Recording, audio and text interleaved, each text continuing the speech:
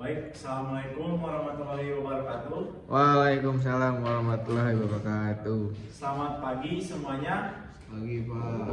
Masih kurang semangat. Semangat pagi semuanya. Pagi Pak. Perkenalkan, di sini saya Waldiansa akan memberikan materi tentang double acting cylinder. Baik, di sini saya akan absen dulu ya satu persatu.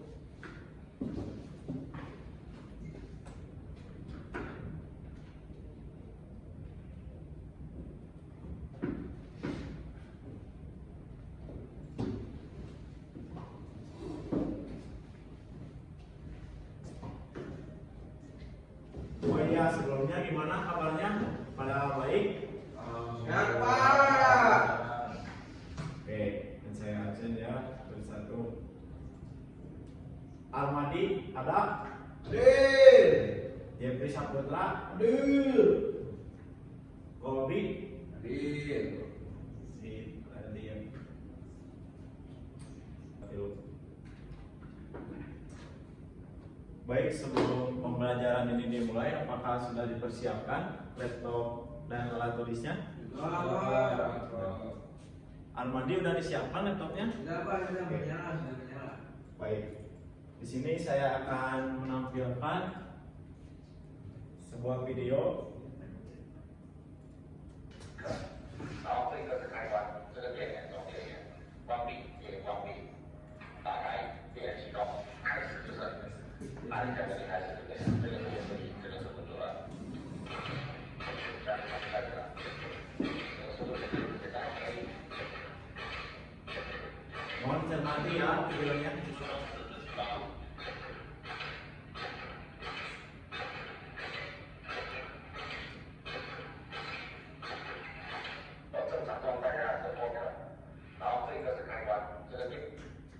Oke, cukup sekian.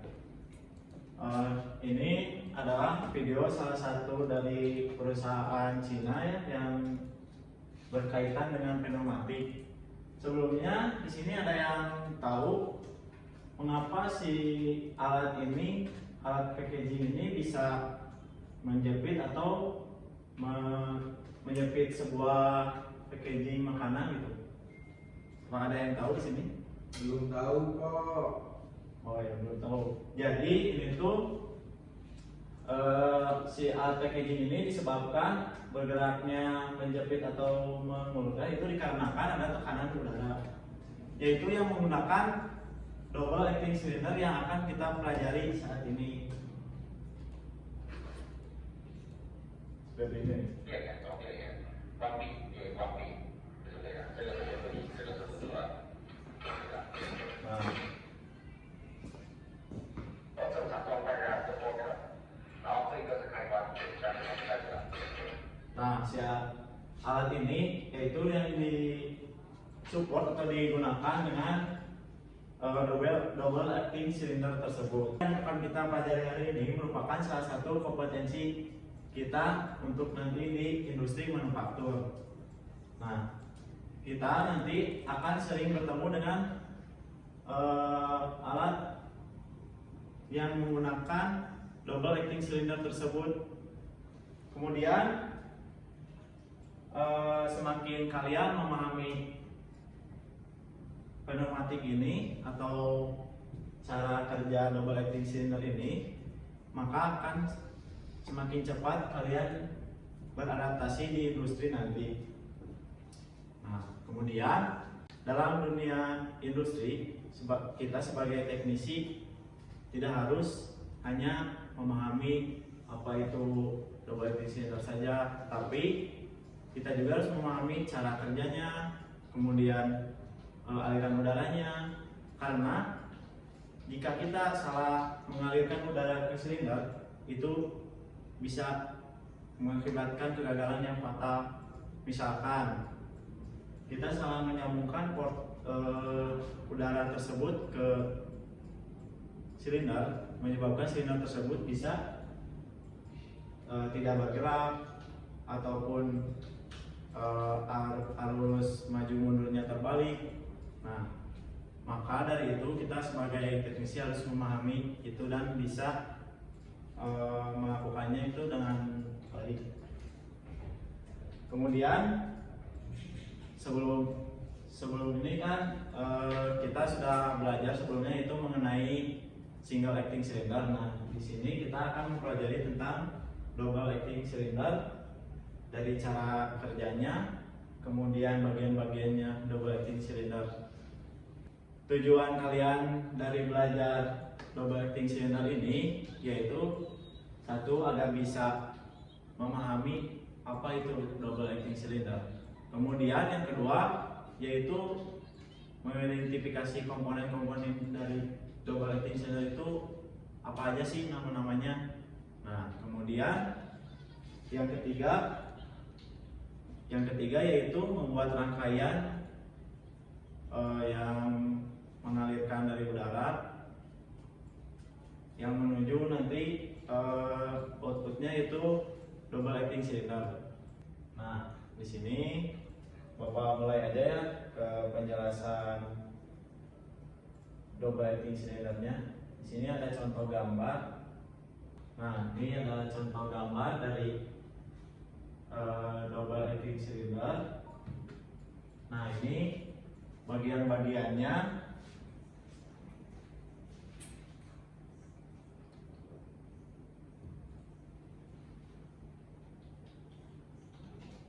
Nah,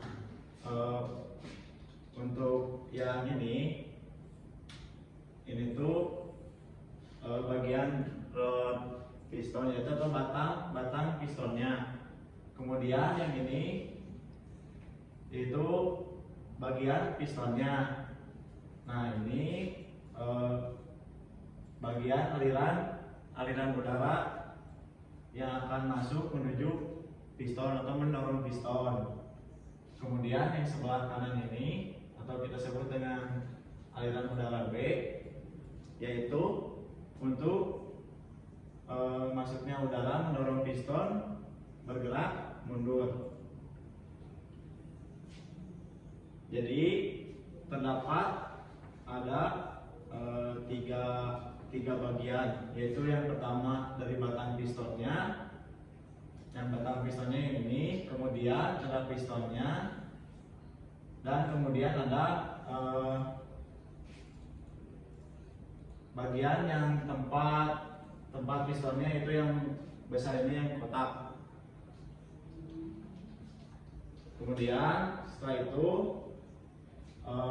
karena ini double acting cylinder, beda dari yang telah dipelajari sebelumnya itu yang single, yang hanya bisa mengalirkan satu udara masuk, yang berarti hanya maju, hanya bisa satu mendorong aja gitu. Nah, berbeda dengan double acting cylinder ini, yaitu yang bisa bergerak, yang didorong dari depan ataupun dari belakang. Jadi si piston tersebut bergerak maju ataupun mundur. Nah, sebelumnya di sini apakah ada yang mau ditanyakan? Belum, Pak. Oke. Jadi tahukah ini bagian ini tuh apa? Ntar saya ulang ya.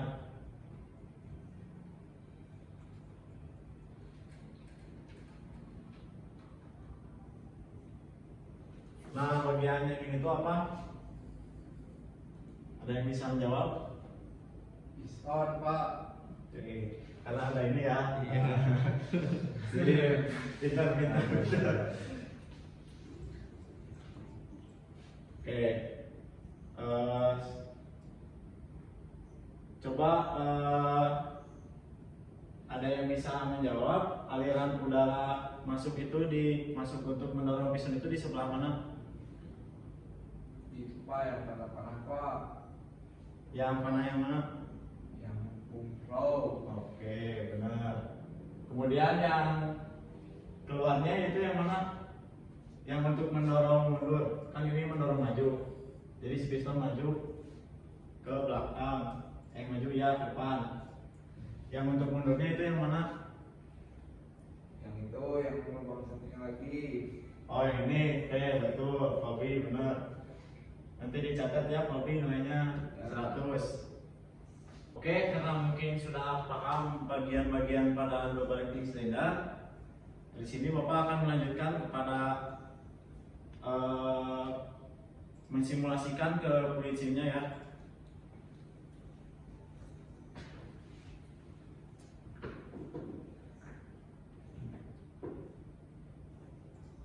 Oh iya, di materi sebelumnya sudah tahu kan mengenai cara membuka fluid sim ataupun bagian-bagian dari fluid sim seperti kompresor dan lain-lainnya. Sudah Pak. Oke, baik. Nah, di sini sama seperti yang sudah dipelajari sebelumnya yang single acting cylinder. Kali ini karena menggunakan double acting cylinder, jadi kita masukkan yang double acting cylinder.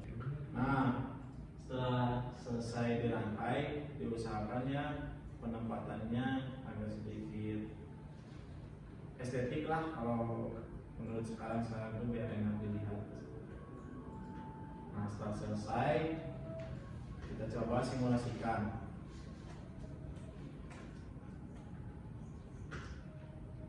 Nah, itu bagian yang biru itu merupakan terdapat aliran udara masuk sehingga piston tersebut atau double acting cylinder tersebut tertahan tidak maju karena dikarenakan ada udara masuk ke bagian yang ini. Nah, kemudian setelah digerakkan ini, silinder tersebut akan bergerak terdorong ke depan dikarenakan udara ini masuk ke bagian yang depan ini ya, yang kita sebut aja ini A, ini B ya, yang ini yang A. Nah, udara ini masuk ke A sehingga piston terdorong. Setelah kita lepas, maka udara akan pindah ke B. Nah, sehingga piston tersebut akan kembali terdorong. Begitu teman-teman. Apakah dapat dipahami pembelajaran ini? Bisa Pak. Oke.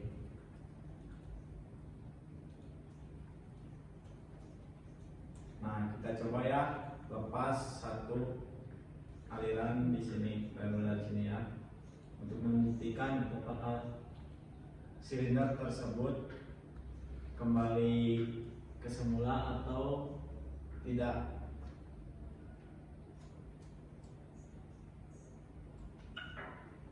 Nah, betul kan teman-teman, bisa dilihat karena saluran ini satu kita putus yang bagian belakang, maka setelah kita beri aliran udara pada bagian A, setelah kita lepas maka piston tersebut yang semula terdorong tidak kembali ke semula dikarenakan saluran yang B tersebut, saluran udara yang B ini kita putus. Nah, jadi piston tersebut tidak terdorong kembali. Oke, sampai sini dapat dipahami teman-teman? Bisa Pak. Sekarang kalian buat juga seperti ini.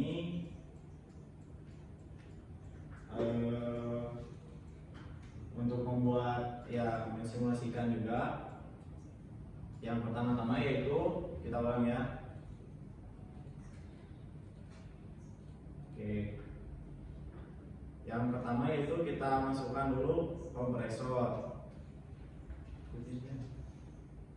Baik Pak. Oke, yang kedua kita masukkan katup 5/2. Nah, yang kemudian yang terakhir kita masukkan silindernya ya double. Oh sorry, maaf ini yang single. Oke, dapat diikuti? Sama kan? Oke, gimana dapat diikuti? Bisa Pak, bisa. Jeffrey, aman Bisa Jeffrey? Pak, bisa. Nah, sudah di input yang ketiga ini? Sudah. Oke. Nah, sekarang rangkai ini coba saya pengen lihat. Dirangkai aja langsung. Coba pilih dulu Pak.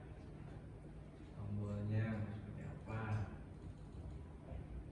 Oke, Boleh ini coba. Pak saya operasikan. Silakan simulasikan. Ditekan ya Pak ya? Iya, tekan. Oh, Ya, ditahan terlebih dulu. Oh, ditahan. Tahan coba. Oh ya.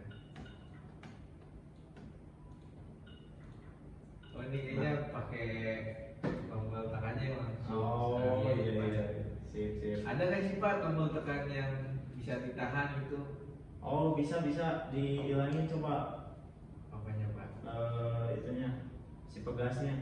Oh pegasnya. Ya. Nanti kalau dihilangkan itu bisa tidak otomatis kembali gitu. Jadi kita manual lah ibaratnya gitu. Baik Pak. Oke. Saya coba itu ya. Yang lainnya gimana? Ada kesulitan? Siapa?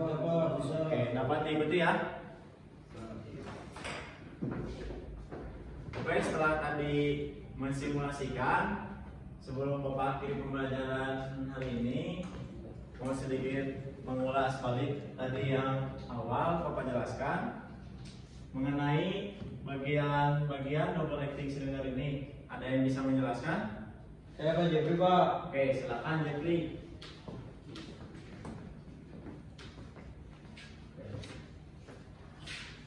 Pak, jadi bagian pertama tadi ini bagian A.